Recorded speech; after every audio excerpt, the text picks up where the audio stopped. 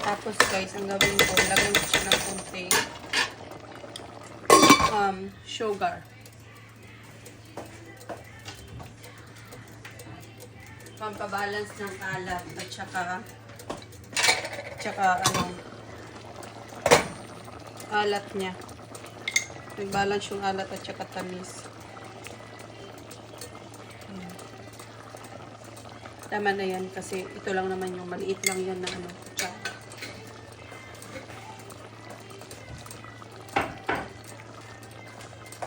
Masarap pa to guys kung may kulay. Nilagyan ko talaga siya ng kamatis guys para medyo may yung lasa niya kasi pag puro gata talagang hindi talaga kakain yung kasama ko nito. Ewan ko na lang talaga.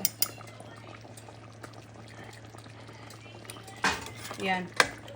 Yan guys. Okay na. Papakuloyin ko na lang yan guys. Tapos na. Bye guys. Guys, tingnan natin ulit to.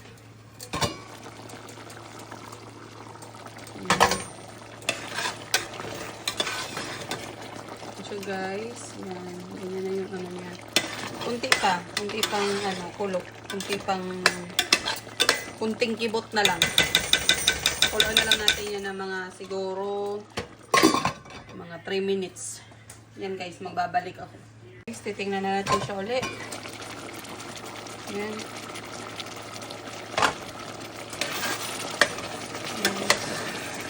Ganyan na yung niya. Ganito kung nagmamantika talaga siya.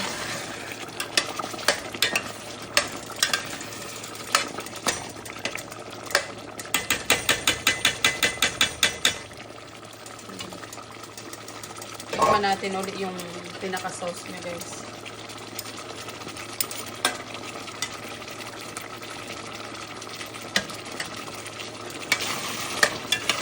Yan, natin na ito guys. Hindi siya iba talaga yung lasa ng Hindi yung lasa ng gata na puro kayo sa gata na yung nakakain. Kasi wala wala tayong kitang nakaano.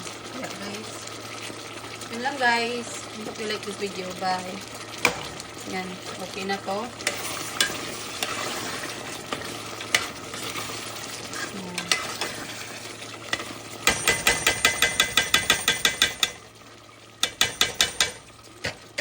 Yan guys, bye. Yan guys, ayan na siya. Ayan na.